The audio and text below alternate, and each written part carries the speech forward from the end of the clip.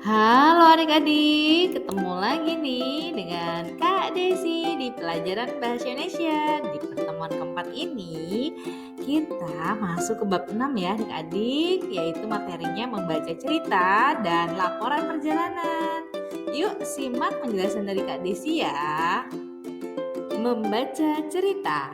Membaca cerita dengan saksama untuk memahami dan memperoleh informasi dari cerita yang dibaca ya adik-adik. Nah, adik-adik melengkapi kalimat menggunakan kosakata baru. Setelah kita membaca, kita pasti akan menemukan kosakata baru nih adik-adik yang maknanya belum kita ketahui. Nah, kita harus mencarinya di kamus.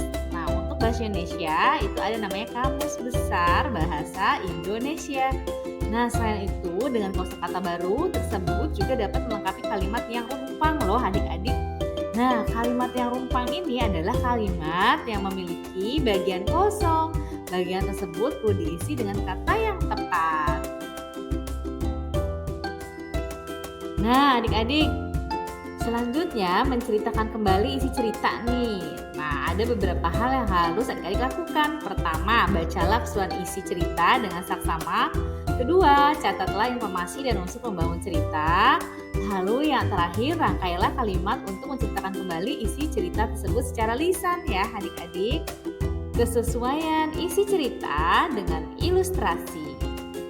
Seperti yang kita tahu ya adik-adik, ilustrasi adalah gambar yang digunakan untuk membantu memperjelas isi cerita.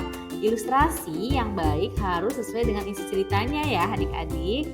Nah, adik-adik dalam memberikan pendapat pada ilustrasi berikut adalah beberapa halnya. Pertama, bacalah cerita dengan saksama, lalu cermati ilustrasi yang ada. Kedua, temukan persamaan dan perbedaan antara ilustrasi dengan isi cerita. Ketiga, baru buatlah simpulan ya adik-adik ya. Adik-adik, laporan perjalanan adalah teks yang ditulis untuk menjelaskan perjalanan atau kunjungan ke suatu tempat ya adik-adik. Adik-adik, bentuk laporan perjalanan adalah karangan atau narasi ya adik-adik. Narasi merupakan jenis teks yang biasa digunakan untuk menceritakan urutan peristiwa baik non-fiksi maupun fiksi ya adik-adik.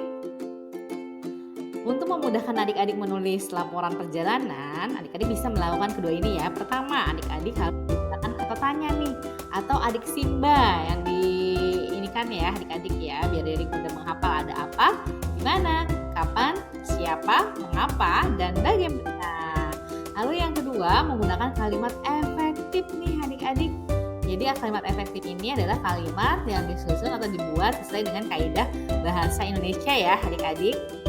Nah, adik-adik cukup sekian dari Kak Desi. Jika adik-adik ada yang belum paham, nanti bisa ditanyakan langsung ya ke Kak Desi. Kak Desi ucapkan terima kasih dan sampai berjumpa kembali. Dadah!